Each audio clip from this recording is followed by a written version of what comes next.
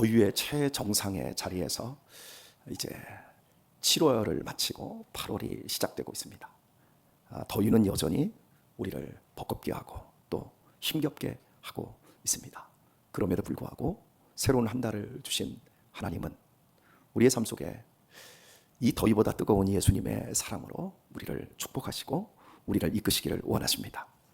이번 한 달 더위 속에서 시작된 최고의 더위의 피치 정상에서 시작되었으니 여러분들의 이번 8월 한 달의 삶도 그 어떤 달보다 더욱더 뜨겁기를 축복합니다. 예, 감사합니다. 이제 오늘 8월 첫날을 시작하면서 요엘서를 반대로 마치려고 합니다. 그동안 줄기차게 달려왔던 요엘서를 드디어 이제 마치는 시작인데, 8월의 시작인데 요엘서는 마침입니다. 항상 우리의 시작은 마침이며 우리의 마침은 또 다른 새로운 시작을 부른다는 걸 항상 기억을 하셔야 합니다. 이 전 세상이 지나가면 새로운 세상이 옵니다. 우리의 현재의 삶이 지나가면 새로운 삶이 천국에서 새 아침으로 시작이 되어지지 않습니까? 이런 어떤 인생의 원리, 하나님께서 우리를 통치하시는 방법들을 잘 기억하셔서 혹여라도 고난 속에 있다면 절망하지 마시고 새로운 희망의 앞날을 새롭게 열어가는 성도들이 되어야 할 것입니다. 마찬가지로 우리의 삶이 평안 가운데 있습니까? 반드시 그 평안이 맞춰지고 고난의 시간들이 또 시작된다는 사실도 기억하면서 이 세상에서 일희일비하는 그러한 환경적이고 조건적인 부분에서 여러분이 탈피하시고 항상 하나님의 약속된 말씀 중심에 두고 여러분의 마음을 나는 알파와 오메가인 주님 안에 있다. 세상이 어떻게 변하고 바닷물이 어떻게 흉흉하고 요동을 친다 할지라도 나는 하나님을 찬양하며 내게 주어진 인생의 시간들을, 인생의 길을 걸어가겠노라. 이렇게 고백해야 될 줄 믿습니다. 자, 읽은 말씀 20절과 21절을 보면 유다는 영원히 있겠고 예루살렘은 대대에 있으리라. 내가 전에는 그들의 피 흘림 당한 것을 갚아주지 아니하였거니와 이제는 갚아주리니 이는 나 여호와가 시온에 거함이니라. 여러분, 제가 읽은 요엘서 2장 20절과 21절 말씀을 누가 제일 기뻐할까요? 이 말씀을 제일 기뻐할 수 있는 사람은 누굴까요? 질문을 드렸어요. 유다는 영원히 있겠고 예루살렘은 대대에 있으리라. 이 말씀을 누가 가장 기뻐할까라는 것을 우리는 생각을 해보면 현재 전쟁을 벌이고 있는 저 팔레스틴 그 중심에 있는 이스라엘 사람들 아니겠습니까? 유다는 이스라엘을 의미하지 않습니까? 예루살렘은 그 유다 백성들의 중심이고 그들의 근본 아닙니까? 그런데 하나님의 말씀에 유다는 영원히 있겠고 예루살렘은 대대에 있으리라. 그 나라가 망한다라는 거예요? 안 망한다라는 거예요? 절대로 망하지 않는다라는 거 아닙니까? 여러분, 우리나라는 망합니까? 안 망합니까? 모릅니다. 전쟁이 한번 휩쓸고 가면 끝납니다. 경제대국으로 올라서는데 1953년 7월에 전쟁이 끝난 이후에, 특별히 2차 세계대전 이후에 개발도상국 후진국이 선진국이 된 예는 대한민국 하나밖에 없습니다. 역사의 전무후무한 일입니다. 그런데 여러분들도 느끼듯이 만약에 전쟁이 일어나서 핵무기라도 사용한다, 그러면 이 땅이 잿더미가 됩니다. 세계에서 가장 가난한 나라가 될 수 있습니다. 기후위기가 지금 얼마나 많은 삶의 어떤 변화를, 또 엄청난 위기의식을 더 부채질하고 있습니까? 올해의 사과 농사에 뭐 한 40%가 벌써 망했다고 하잖아요. 뭐 충주라든지 이런 쪽에 온도가 너무 뜨거우니까 사과가 그냥 그 상태에서 말라 비틀어지는 거예요. 이렇게 자연 환경이 엄청나게 변하면서 이 위기라고 하는 것, 석유 파동을 겪었던 우리의 기억으로, 또 IMF를 겪었던 우리의 기억으로 더듬어 보세요. 우리나라의 미래가 안전하지 않습니다. 그런데 세계에서 유일하게 하나님께서는 이스라엘 백성들에게 유다는 영원히 있겠고 예루살렘은 대대에 있으리라, 이런 약속의 말씀이 성경에 못이 박혀 있으니 이걸 이스라엘 백성들이 보면 무슨 생각을 하겠냔 말이에요. 그러니까 그들이 자부심을 가지고 어려서부터 태어나서 유대인식의 교육을 받다 보니까 미래를 하나님이 약속해 놓고 있다. 여러분, 그러니까 세계를 휘어잡는 민족이 될 수 있는 거예요. 어린 시절에 내가 어떤 경험을 하고 어떤 소망을 갖느냐에 따라서 우리네 인생이 그 후가 다 결정됩니다. 특별히 심리학에서 보면 이 대상관계 이론이라는 게 있어요. 이 핵심은 이겁니다.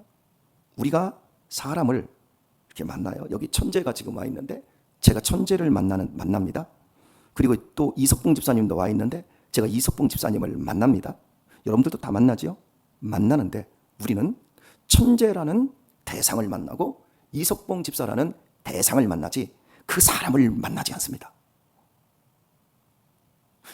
더 쉬운 얘기를 할게요. 제가 여기 신영순 권사님을 오늘 새벽에도 지금 만났고 제가 또 모셔다 드립니다. 그런데 제가 신영순 권사님을 만나는 게 아니라 대상을 만납니다. 이 대상이라고 하는 건 내가 어린 시절부터 경험하고 또 계속해서 반복되었던 그런 생각과 그런 고집과 그런 어떤 편견과 이런 것들이 내 안에서 이미 만들어져 있어요. 그래가지고 우리는 서로를 만나는데 그 사람을 만나지 않아요. 그리고 대상을 만나요. 여기 볼까요? 이거 태블릿 PC도 대상이고요. 이것도 대상입니다. 대상을 만나는데 인격과 인격, 사람과 사람이 만나는 게 아니라 대상을 만날 뿐이에요. 근데 이걸 우리는 눈치를 못 채요. 그래서 끝없이 상처를 받아요.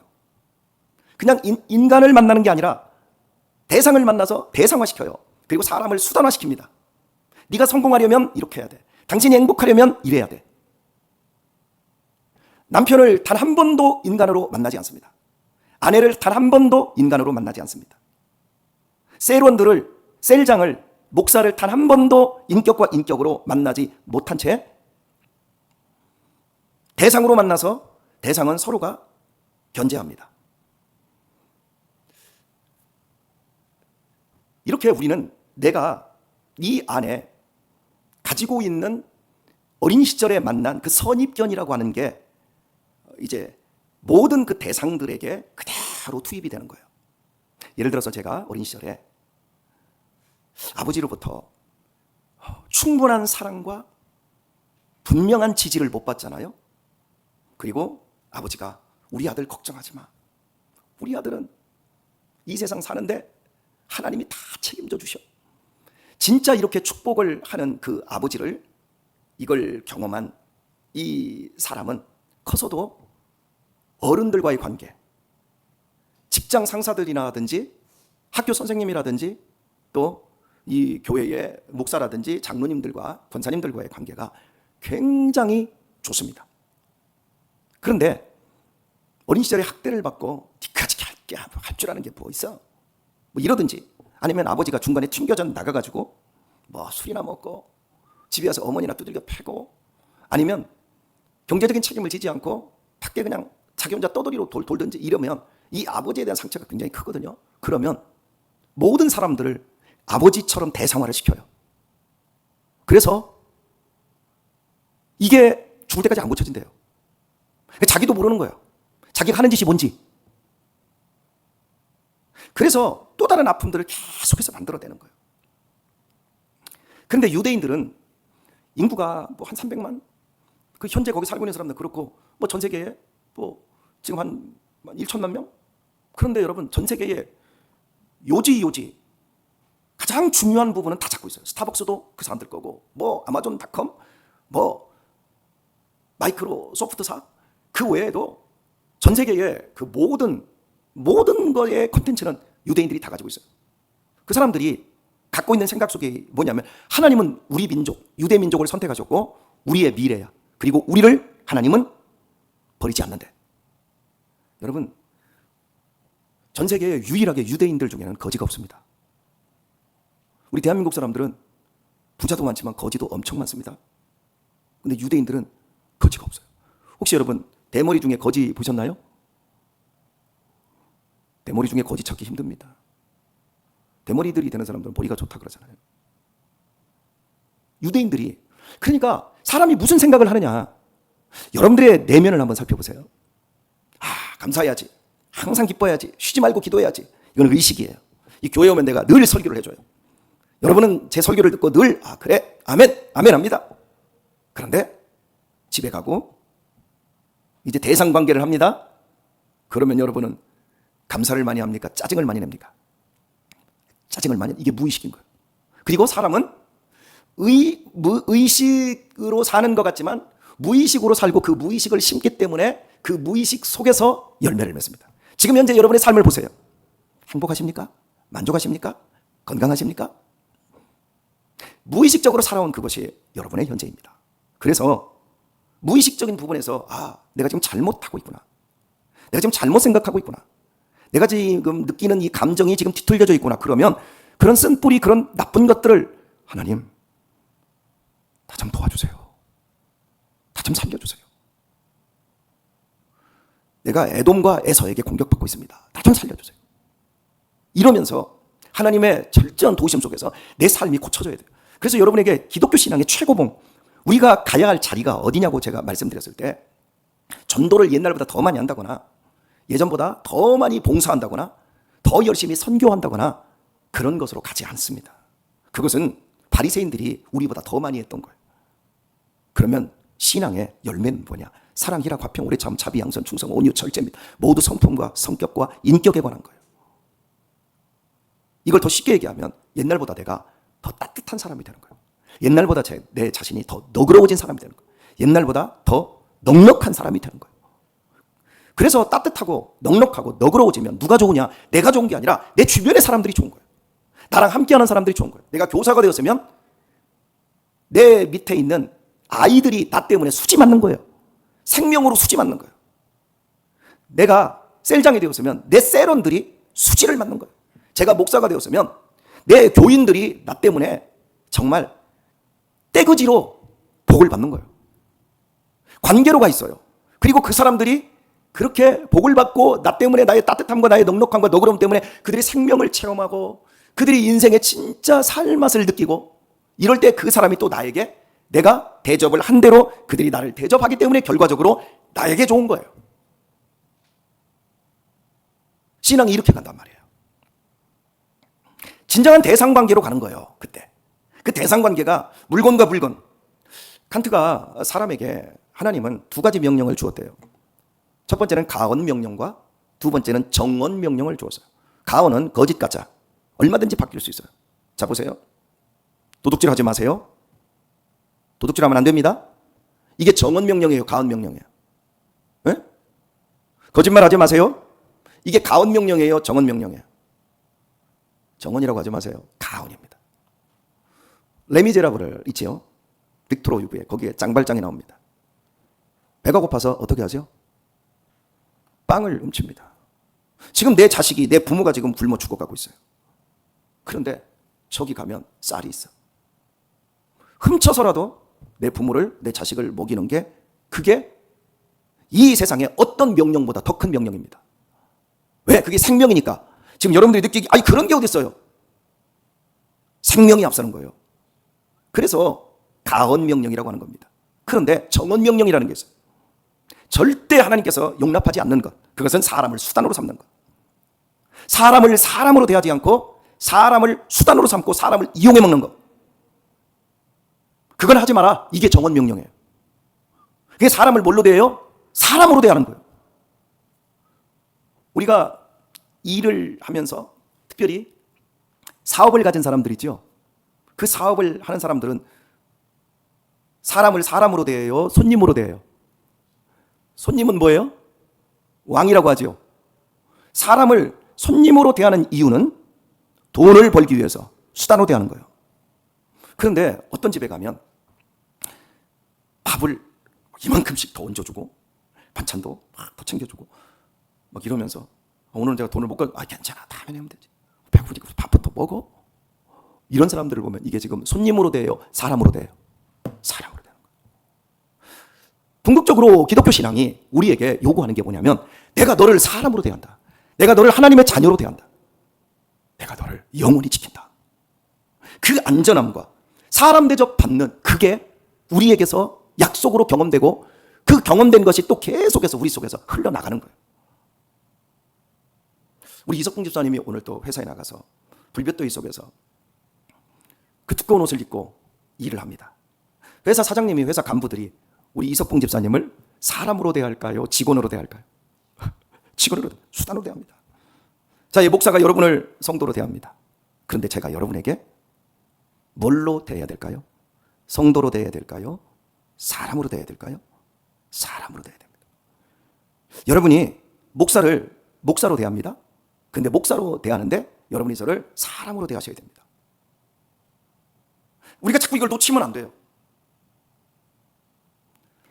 요엘서 이제 정리를 하겠습니다. 요엘서 1장 들어가면서 너희 늙은이들아 하면서 늙은이들에게 말씀을 들으라고 그랬어요. 그리고 그 젊은이들은 뒤에서 환상을 보고 이상을 보고 이렇게 말해요. 늙은이들에게 말씀을 먼저 줍니다. 그러면서 황충이 먹은 걸 느시 먹고, 느시 먹은 걸 메뚜기가 먹고, 메뚜기가 먹은 걸 탑종이가 먹고, 메뚜기의 대재앙을 이야기를 하고 있습니다. 하나님의 백성들이 굶어 죽을 지경이 됩니다. 왜냐하면 이스라엘 백성들이 그렇게 하나님께로 돌아오라고 하는데도 안 돌아오니까 하나님은 우리의 모든 것 다 빼앗아 가버린답니다. 그런데 이제라도 너희들이 금식하며 울며 옷을 찢지 않고 마음을 찢고 내게로 돌아오면 내가 너희를 그때 회복하겠노라 말합니다. 뭘 찢으라고요? 마음을 찢으래요. 우리의 이 사악한 마음을 찢으래요.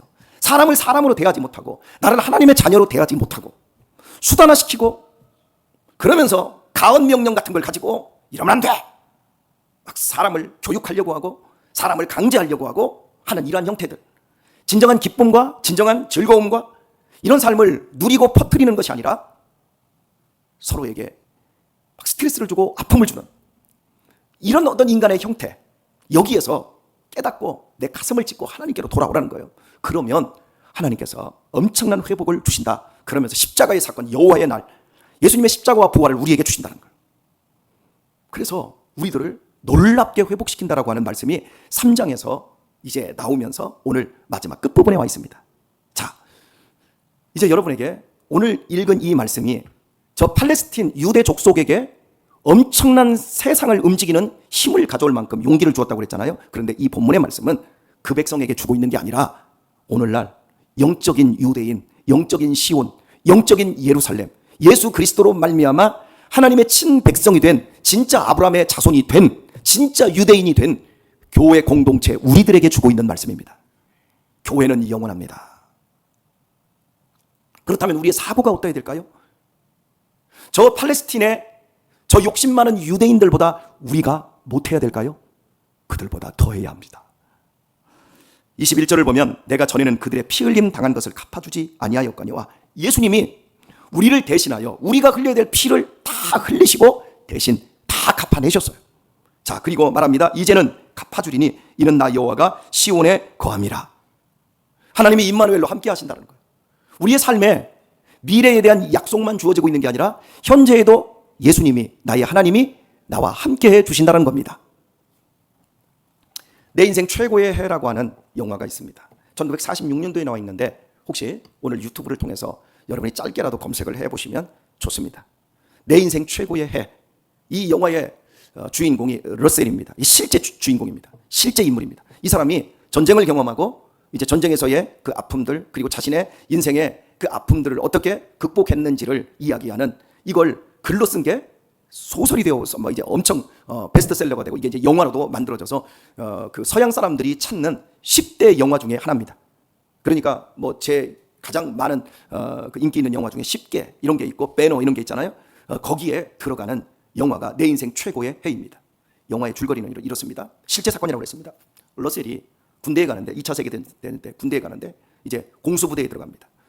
그리고 이제 적군 깊숙하게 들어가고 그래서 굉장히 중요한 임무를 수행하는 과정에 이제 포탄을 맞습니다.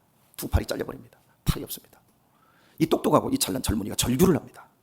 이러고 손이 없는 상태에서 돌아온 거예요. 자살하려고 합니다. 알코올 중독에 빠집니다. 죽으려고 하는데 죽지 못해서 쓴깔 부리면서 계속 원망하고 비방하는데 어느 날 술을 먹고 잔뜩 취해 있는데 하나님이 러셀에게 그 마음에 찾아오십니다.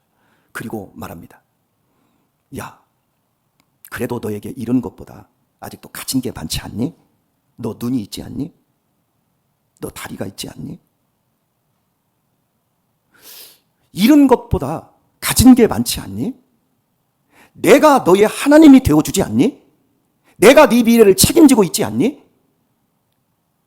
이 말에 이 사람이 깨져버립니다.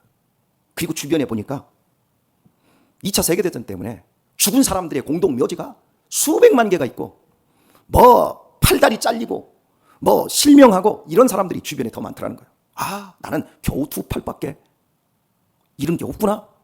그리고 이제 의수를 만들어 달라고 합니다. 의수를 만들어 달라고 하고 이 의수 끝에 이제 볼펜을 달고 글씨를 쓰는 연습을 합니다. 그리고 이 사람이 인생이 완전히 바뀌어요. 위대한 사람이 돼요. 그래서 소설을 썼고 이게 영화로 나온 거예요. 그리고 그날 그 바뀐 그 해에 자신의 인생이 새롭게 거듭나고 새롭게 출발한 그 해가 자기 인생에서 내 인생 최고의 해였다.